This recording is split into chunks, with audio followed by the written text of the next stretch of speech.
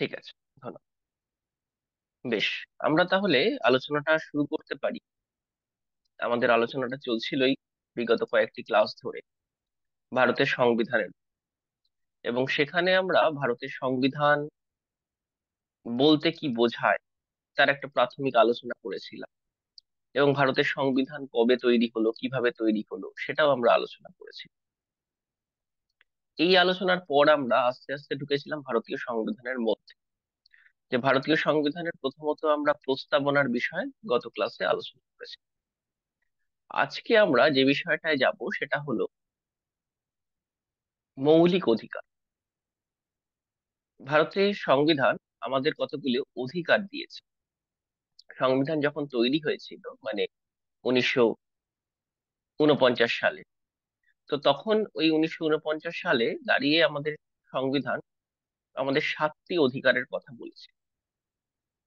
সাম্যের অধিকার প্রথমত বলেছিল, দ্বিতীয়ত স্বাধীনতার অধিকার, তৃতীয়ত শোষণের বিরুদ্ধে অধিকার, 4 নম্বর ধর্মীয় স্বাধীনতার অধিকার, 5 নম্বর শিক্ষা ও সাংস্কৃতিক অধিকার, 6 নম্বর সম্পত্তির অধিকার, এবং 7 নম্বর সাংস্কৃতিক প্রতিবিধানের অধিকার। তাহলে এই 7টি মৌলিক অধিকারের কথা আমরা পেয়েছিলাম মূল সংবিধান। কিন্তু পরবর্তীকালে সম্পত্তির অধিকার, এই অধিকারটিকে সংবিধান সংশোধন করে বাতিল করে দেওয়া। তাই বলা যেতে পারে বর্তমানে আমাদের 6টি মৌলিক অধিকার রয়েছে। এই 6টি মৌলিক অধিকারের মধ্যে আমরা প্রথম যে দুটি মৌলিক অধিকার, আজকে সেই দুটি মৌলিক অধিকার আমরা আলোচনা করব। অর্থাৎ আজকে আমরা আলোচনা করব সাম্যের অধিকার এবং স্বাধীনতার অধিকার। আমরা প্রথম দিনই বলেছিলাম যে সংবিধানের এই অধিকারগুলো বা সংবিধানে যা কিছুই লেখা আছে সেগুলো ধারার মধ্যে দিয়ে লেখা আছে, মানে আর্টিকেলের মধ্যে দিয়ে লেখা আছে। সংবিধান তো কতগুলো নিয়মের সমষ্টি বা আইনের সমষ্টি।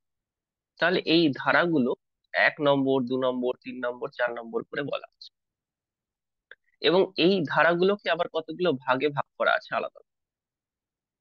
সেই ভাগে ভাগ করার ক্ষেত্রেও আমরা বলেছিলাম যে প্রথমে 22টা ভাগ ছিল, পরবর্তীকালে সেটা বেড়ে যায়। তো এই মৌলিক অধিকার সংবিধানের 3 নম্বর ভাগে বলা আছে।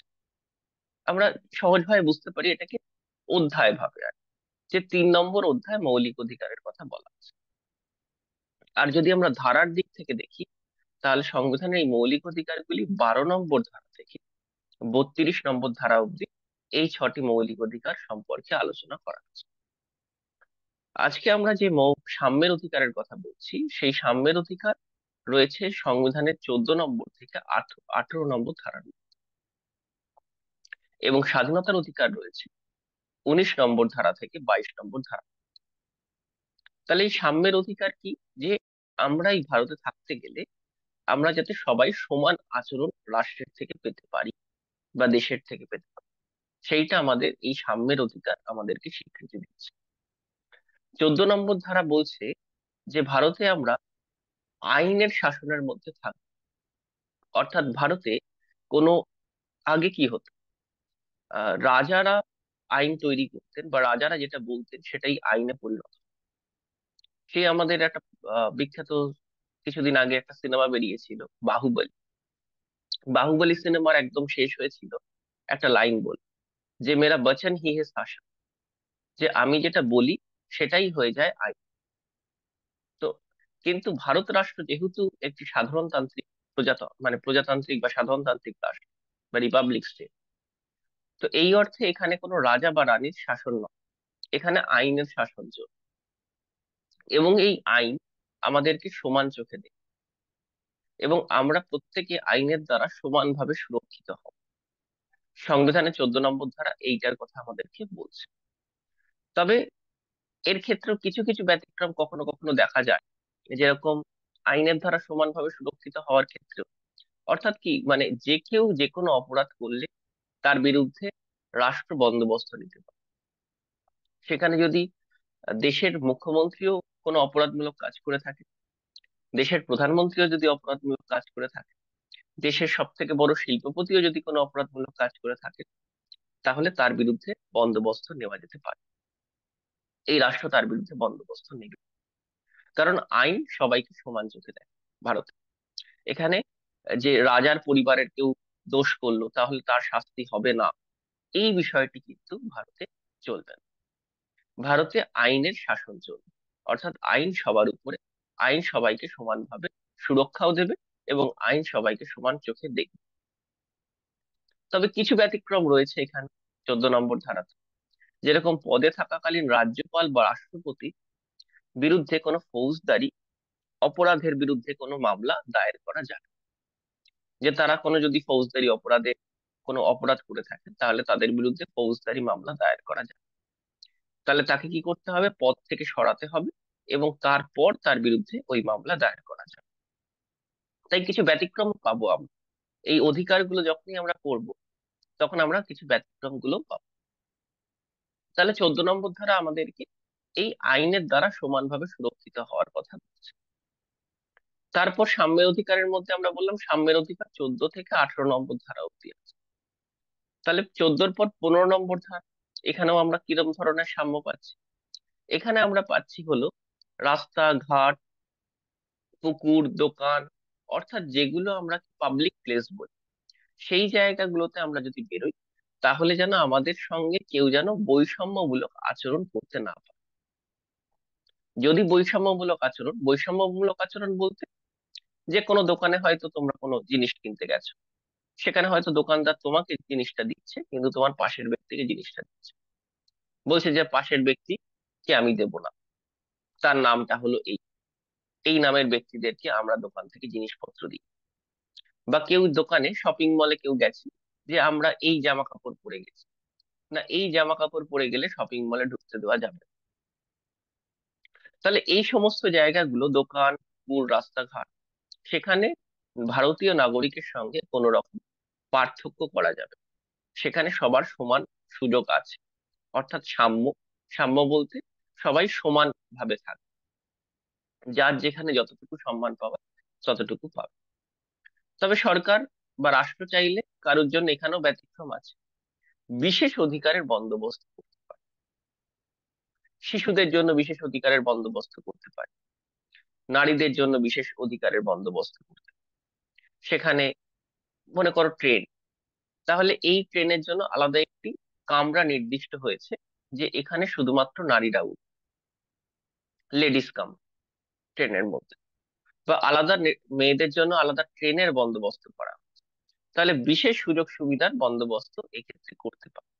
এক্ষেত্রে সাম্যের অধিকারটা লঙ্ঘন হয় না, কারণ রাষ্ট্র মনে করে যে সমাজে যারা পিছিয়ে আছে তথাকথিত ভাবে তাদেরকে অগ্রাধিকার দেওয়াটা সাম্যের অধিকারের লঙ্ঘন নয়। তাহলে এই 15 নম্বর ধারা আমাদেরকে এটা বলার চেষ্টা করছে, এইভাবে সাম্যের অধিকার আমরা রাষ্ট্রের থেকে পেয়েছি। 16 নম্বর ধারা, 16 নম্বর ধারা আমাদের সরকারি চাকরির ক্ষেত্রে সমানাধিকারের কথা, বা উচ্চশিক্ষার ক্ষেত্রে সমানাধিকারের কথা। সরকারি চাকরির ক্ষেত্রে আলাদা, প্রত্যেকে সমান সুযোগ রয়েছে সরকারি চাকরি। তবে এক্ষেত্রেও ব্যতিক্রম থাকে, এক্ষেত্রে রাষ্ট্র যদি মনে করে যে তপশিলি জাতি, তপশিলি উপজাতি, এছাড়াও আদার ব্যাকওয়ার্ড কাস্ট, তাদের জন্য বিশেষ বন্দোবস্ত নেবে, তাহলে তাদের জন্য বিশেষ বন্দোবস্ত নিতে হবে। তাহলে সেই ক্ষেত্রেও রাষ্ট্রের নিয়ম হলো যে সংরক্ষণ বা বন্দোবস্ত, শূন্য পদ, সরকারি যে, ধরে নাও যে শিক্ষা ব্যবস্থায় শিক্ষক নিয়োগের ক্ষেত্রে শূন্য পদ রয়েছে 100, তাহলে রাষ্ট্র বলে দিয়েছে যে 50টার বেশি সংরক্ষণ যেন না হয়। 50টার বেশি সংরক্ষণ সম্ভব না। তাহলে এইটা বলা আছে যে সংরক্ষণ করা যেতে পারে, সেটা 50%-র বেশি নয়। 100টা শূন্য পদ থাকলে 50টা পদে সংরক্ষণ করা যেতে পারে খুব বেশি। এছাড়াও এই ক্ষেত্রে নারীদের ক্ষেত্রেও বিশেষ বন্দোবস্ত নিতে পারে সরকার বা রাষ্ট্র। তাহলে এই 16 নম্বর ধারা। 17 নম্বর ধারা বলছে কি, অস্পৃশ্যতার বিরুদ্ধে সরকার বন্দোবস্ত নেবে। যে অস্পৃশ্যতা যদি কাউকে ছোবো না, বা কারুর হাতের খাবার খাবো না, এই ধরনের আচার আচরণ যদি রাষ্ট্রে লক্ষ্য করা যায়, যেটা ভারতে লক্ষ্য করা যেত, এমনকি যখন ব্রিটিশ শাসন চলছে তখনও লক্ষ্য করা যেত বেশ কিছু জায়গায়, যে নির্দিষ্ট পুকুর থেকে একটি শ্রেণীর মানুষরা জল তুলতে পারবে, বা আহ, তারা যদি রাস্তা দিয়ে হাঁটে তাহলে সেই রাস্তা অপবিত্র হয়ে যাবে। তাহলে এই যে এই মনোভাবগুলোর বিরুদ্ধে রাষ্ট্র বন্দোবস্ত নেই। অস্পৃশ্যতা, এই ধরনের আচরণ যদি কেউ করে, যে সে আমাকে ছুঁয়ে দিলে আমি অপবিত্র হয়ে যাব, এই ধরনের ভাবনা যদি আমাদের মনে থাকে, তাহলে কিন্তু আমরা অপরাধী রাষ্ট্রের জন্য। তাহলে এই জন্য রাষ্ট্র সকলকে সমান অধিকার দিয়েছে যে এই অস্পৃশ্যতার বিরুদ্ধে লড়ার জন্য, যে অস্পৃশ্য আচরণ কোথাও করা যাবে না। এটা আমরা 17 নম্বর ধারা থেকে পাচ্ছি। আর 17 নম্বর ধারারও কিছু ব্যতিক্রম আছে, যেরকম এই ধরনের প্র্যাকটিস বা অস্পৃশ্যতার প্র্যাকটিস আমরা কিছুটা রোগের ক্ষেত্রে এমার্জেন্সির সময় অনেক সময় করে থাকি। কারোর খুব সর্দি কাশি হয়েছে, তখন সে হয়তো বাকিদের থেকে একটু দূরে দূরে আছে। বা কেউ কারোর করোনার সময় আমরা দেখেছি যে কারোর করোনা হয়েছে বা করোনা হয়েছে বলে সন্দেহ করা হচ্ছে, তাহলে তাকে কিন্তু আলাদা করে রাখা হচ্ছে। তাহলে সেই মেডিকেল গ্রাউন্ডে বা চিকিৎসার ক্ষেত্রে এগুলো করা যেতে পারে, কিন্তু স্বাভাবিকভাবে কারোর সঙ্গে এই অস্পৃশ্যতার আচরণ করা যাবে। এটা 17 নম্বর ধারা বলছে। 18 নম্বর ধারায় আমরা পাচ্ছি কি? 18 নম্বর ধারায় আমরা পাচ্ছি যে কেউ বিশেষ উপাধি ব্যবহার করতে পারবে, যেরকম ভারতে আগে ব্যবহার করা হতো, রাজা, মহারাজা, নবাব, এই ধরনের যে উপাধিগুলো ব্যবহার করা হতো নামের আগে। তো এই ধরনের নামের আগে যে উপাধি, এই উপাধিগুলো ব্যবহার করা যাবে। শুধুমাত্র এক্ষেত্রেও ব্যতিক্রমের কথা বলছে, যে শিক্ষা ক্ষেত্রে বা সামরিক ক্ষেত্রে, যেমন কর্নেল, সামরিক ক্ষেত্রে উপাধি দেওয়া হয় কর্নেল, বা শিক্ষা ক্ষেত্রে উপাধি দেওয়া হয় ডক্টরেট। তো এই ডক্টরেট, কর্নেল, এইসব উপাধি ব্যবহার করা যেতে পারে, কিন্তু আদারওয়াইজ অন্য কোনো এই সামরিক আহ, ক্ষেত্র এবং শিক্ষা ক্ষেত্র বাদ দিয়ে যে রাজা, মহারাজা, রাজাধিরাজ, চক্রবর্তী, এই ধরনের উপাধি বা নবাব, এই ধরনের উপাধি ব্যবহার করা যাবে। ব্যতিক্রম হিসেবে স্যার আপনাকে পদ্ম। একটু ইন্টারাপ্ট করছি, হ্যাঁ, হ্যাঁ, হ্যাঁ। একটু ইন্টারাপ্ট করছি স্যার। শিবপুর স্কুলকে বলছি, শিবপুর স্কুল, শিবপুর স্কুল, তোমরা আমার কথা শুনতে পাচ্ছো? শিবপুর স্কুলকে বলছি। হ্যাঁ স্যার, শুনতে পাচ্ছি। শুনতে পাচ্ছো তো? তো তোমরা ক্লাসে একটু শান্ত হয়ে বসো।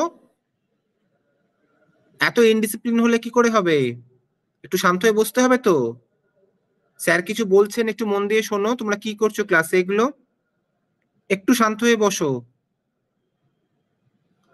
আমরা তো এখান থেকে অবজার্ভ করছি, আমরা দেখছি। শিবপুর স্কুলকে বলছি আবার আমি, একটু স্থির হয়ে বসো। Sir please continue. হ্যাঁ, বেশ। আমরা যেখানে ছিলাম 18 নম্বর ধারায়, যেখানে উপাধি ব্যবহার আমরা করতে পারবো না, সেখানে শিক্ষা এবং সামরিক ক্ষেত্র বাদ দিয়ে আমরা কোথাও উপাধি ব্যবহার করতে পারবো না, এটা আমরা সেখানে বুঝলাম। তাহলে এই কতগুলো 14 থেকে 18 নম্বর ধারা আমাদেরকে এইভাবে সাম্যের অধিকার দিচ্ছে। এই সাম্যের অধিকারগুলো আমরা অনেকটাই মার্কিন যুক্তরাষ্ট্র থেকে অনেকটা নেওয়ার চেষ্টা করেছি। যে মার্কিন যুক্তরাষ্ট্রের এভিডাইসির কনসেপ্ট বা মার্কিন যুক্তরাষ্ট্রের সংবিধান, এই সংবিধান, মার্কিন যুক্তরাষ্ট্রের সংবিধান থেকে আমরা অনেকটা প্রভাবিত হয়ে ভারতীয় সংবিধানে এই সাম্যের অধিকারকে নিয়েছি। তাহলে এই সাম্যের অধিকার যদি আমরা বুঝে থাকি, এরপর আমরা যেতে পারি স্বাধীনতার অধিকার, যেটা আমরা সংবিধানের 19 থেকে 22 নম্বর ধারায় স্বাধীনতার অধিকার রয়েছে। এই 19 নম্বর ধারায় কি রয়েছে? যে 19 নম্বর ধারায় রয়েছে যে আমাদের কথা বলার স্বাধীনতা। আমরা যে কথা বলতে পারি, আমরা সরকার যদি কিছু ভুল করে তাহলে তার বিরুদ্ধে প্রতিবাদ করতে পারি, তার বিরুদ্ধে মিছিল গড়ে তুলতে পারি, আমরা কোনো সংগঠন তৈরি করতে পারি, কোনো রাজনৈতিক দল তৈরি করতে পারি, বা আমরা কোনো চাপ সৃষ্টিকারী গোষ্ঠী তৈরি করতে পারি, যেরকম আমরা বিভিন্ন পলিটিক্যাল পার্টি দেখতে পাই। আবার অনেক সময় অনেক মঞ্চ তৈরি হয় সরকারের বিরুদ্ধে প্রতিবাদ করার জন্য, যে সরকারি তরফ থেকে হয়তো কিছু ভুল হয়েছে, তাহলে সেই ভুলগুলো আমাদেরকে সরকারকে চিহ্নিত করে দিতে হবে। আবার আমাদের এই স্বাধীনতা দিয়েছে 19 নম্বর ধারা, যে আমরা সংবাদপত্রে কিছু লিখতে পারি, আমাদের নিজেদের বক্তব্য লিখতে পারি, আমরা সামাজিক যে মাধ্যমগুলো রয়েছে, সোশ্যাল মিডিয়া, সেখানে আমরা কথা বলতে পারি, সেখানেও আমরা লেখালেখি করি। তাহলে আমরা সারা ভারতে সর্বত্র চলাফেরা করতে পারি। আমরা যে কোনো জায়গায় সারা ভারতে আমরা বসবাস গড়ে তুলতে পারি। এই ধরনের অধিকারগুলো আমরা পেয়ে থাকি 19 নম্বর ধারা। তবে এই অধিকারগুলো কিন্তু অবাধ। আমাদের যে কথা বলার স্বাধীনতা বা বাক স্বাধীনতা, এটাও কিন্তু অবাধ। যে আমরা যা ইচ্ছে কথা বলবো, ক্লাসরুমে তোমরা যে কথা বলছো, যা ইচ্ছে কথা বলছো, না, আমাদের এই কথা বলার অধিকারটাও অবাধ। আমাদের কথা বলতে গেলেও সেখানে এমন ভাবে কথা বলতে হবে যাতে কাউকে আমরা আঘাত দিয়ে না কথা বলি, বা কাউকে যেন আমরা অসম্মান করে না কথা বলি। সেই দিকে আমাদেরকে ব্যতিক্রম বা রাষ্ট্র কিন্তু বাধা দান করতে পারে। আমাদের বিরুদ্ধে মানহানির মামলা হতে পারে যে আমরা কাউকে অসম্মান করে কথা বলেছি বা সংবাদপত্রে লেখালেখি করেছি। আবার আমরা যে কোনো জায়গায় বসবাস গড়ে তুলতে পারার যেরকম স্বাধীনতা রয়েছে, রাষ্ট্র কিন্তু মনে করলে কিছু কিছু জায়গায় বসবাসের ক্ষেত্রে আটকাতে পারে। যেরকম আমরা জঙ্গল মহলে গিয়ে জঙ্গল কেটে বাড়ি তৈরি করতে পারি। আবার আমরা কোনো পাহাড়ি এলাকায় গিয়ে বা কোনো আদিবাসী অধ্যুষিত অঞ্চলে গিয়ে সেখানেও আমরা বাড়ি ঘরদোর গড়ে তুলতে পারি। গোর্খা এলাকায় গিয়ে আমরা বাড়ি তৈরি করতে পারি, কারণ সেখানকার জনজাতির ক্ষেত্রে এটা কিন্তু অসুবিধা তৈরি করতে পারে। তাহলে সেখানকার জনজাতি হয়তো বিলুপ্ত হয়ে যাবে। তাহলে এই কতগুলো বাধা আমাদের ক্ষেত্রে রয়েছে। আমরা সংগঠন গড়ে তুলতে পারি, আমরা মিছিল গড়ে তুলতে পারি, কিন্তু সেটা কিন্তু আমরা নিরস্ত্র ভাবে মিছিল করতে হবে আমাদের। মিছিলে কিন্তু আমরা তলোয়ার বা বন্দুক নিয়ে হাঁটতে পারি বা লাঠি নিয়ে হাঁটতে পারি। আমরা নিরস্ত্র ভাবে আমাদেরকে মিছিল করতে হবে, আমাদেরকে প্রতিবাদ জানাতে হবে। তাহলে এই বিষয়গুলো আমরা 19 নম্বর ধারা থেকে এই স্বাধীনতা গুলো যেরকম পাচ্ছি, বাক স্বাধীনতা, চলাফেরার স্বাধীনতা, বসতি গড়ে তোলার স্বাধীনতা, আহ তারপরেও সংগঠন গড়ার স্বাধীনতা, কোনো মিছিল করার স্বাধীনতা, এই সমস্ত স্বাধীনতা গুলো যে পাচ্ছি, এই সমস্ত স্বাধীনতার উপরে আবার বেশ কিছু এই ব্যতিক্রম গুলোও রয়েছে বা বিধিনিষেধ গুলোও রয়েছে। এই বিধিনিষেধ গুলো যদি আমরা মেনে এই স্বাধীনতা গুলোকে উপভোগ করতে চাই, তাহলে ভারতীয় সংবিধান তার জন্য যথেষ্ট বন্দোবস্ত করেছে। তাহলে এটা আমরা 19 নম্বর ধারা থেকে পাচ্ছি। 20 নম্বর ধারা, 20 নম্বর ধারায় আমরা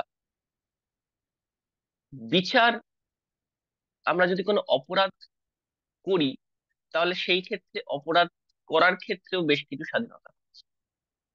যে অপরাধী যখন কোনো অপরাধ করছে, সেটাতে সেই সময় কোন আইন ছিল, সেই আইনের প্রেক্ষিতে অপরাধীর শাস্তি হবে। ভবিষ্যতে এমন কোন আইন তৈরি করে সে অতীতের কোনো অপরাধ করেছে এমন কোন অপরাধী শাস্তি কিন্তু হবে। তাহলে সেই দিকে খেয়াল রাখতে হচ্ছে। আবার আবার কোনো অপরাধী যদি এমন হয় যে দুবার মানে একই অপরাধের জন্য দুবার শাস্তির বন্দোবস্ত করা যাবে। হয়তো এক অপরাধ করেছে, তার জন্য একবার শাস্তি পেয়ে গেছে, কিন্তু তাকে আবার ওই একই অপরাধের জন্য দ্বিতীয়বার কোনো শাস্তি দেওয়া যাবে। তো এই ধরনের, অর্থাৎ অপরাধীর জন্য বেশ কিছু অধিকার এখানে আমরা পাচ্ছি। এটাকেও আমরা স্বাধীনতার অধিকারের মধ্যে বলতে পারি। এই 20 নম্বর অধিকার, 20 নম্বর ধারার অধিকার। 21 নম্বর ধারার অধিকার অত্যন্ত গুরুত্বপূর্ণ অধিকার, এবং এই অধিকারটা শুধুমাত্র আমরা ভারতীয় নাগরিকরাই শুধু পাই না, এটা ভারতে বসবাসকারী যে কোনো মানুষ পায়। তার জন্য ভারতের নাগরিক হওয়া বাধ্যতামূলক নয়। সেখানে বিদেশি হতে পারে, সেখানে উদ্বাস্তু হতে পারে, যে কেউ হতে পারে, এই অধিকারটা পাবে। অর্থাৎ ব্যক্তিগত জীবনের অধিকার। এই জীবনের অধিকার অর্থাৎ জীবনকে রক্ষা করার অধিকার। সেখানে আমরা আমাদের ব্যক্তিগত তথ্যকে সঞ্চয় যে করে রাখি আমাদের ফোনে বা আমাদের ডায়েরিতে, সেই তথ্যও কিন্তু কেউ জোর করে তুলে দেখতে পারে। আমরা যে আমাদের জীবন চলার জন্য যে প্রয়োজনীয় জিনিসপত্রগুলো লাগে, অর্থাৎ সামান্য খাবার, সামান্য বসবাস, তো এই সমস্ত বন্দোবস্তের অধিকার বা স্বাধীনতার অধিকার কিন্তু আমাদের রয়েছে। এটা 21 নম্বর ধারা আমাদেরকে দিচ্ছে। এবং এই 21 নম্বর ধারাতে একটা অত্যন্ত গুরুত্বপূর্ণ সংযোজন হয়, 86তম সংযোজন, 2002 সাল। সেখানে বলা হয় শিক্ষার অধিকারের, যে শিক্ষার অধিকারও জীবনের অধিকারের বা স্বাধীনতার অধিকারের সঙ্গে অত্যন্ত ওতপ্রোতভাবে জড়িয়ে রয়েছে।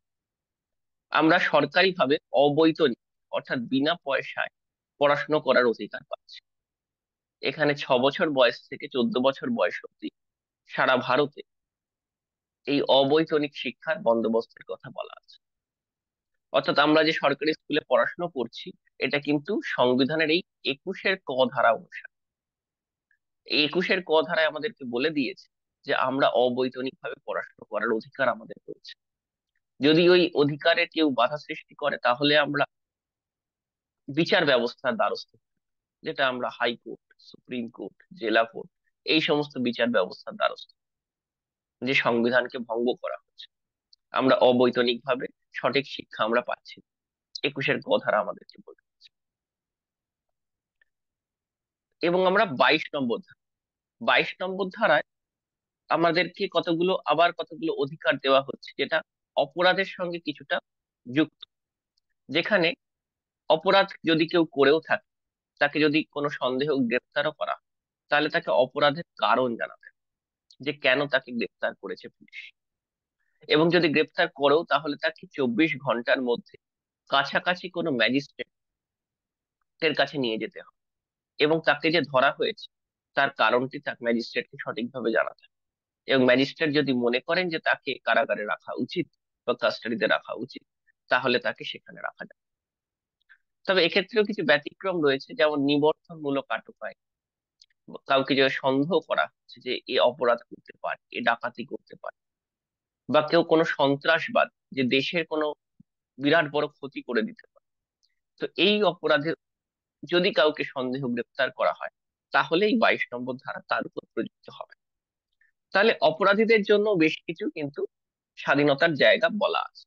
আবার এই অপরাধ কেউ করেছে, সে কিন্তু আত্মপক্ষ সমর্থনের জন্য কোনো উকিল বা কোনো লয়ার সে কিন্তু নিজের কাছে রাখতে পারে, তার স্বাধীনতাও তার রয়েছে। অর্থাৎ অপরাধী ধরা পড়লো বা অপরাধের সন্দেহে কেউ ধরা পড়লো, সে কিন্তু পুলিশকে জানাতে পারে যে আমার উকিলের বন্দোবস্ত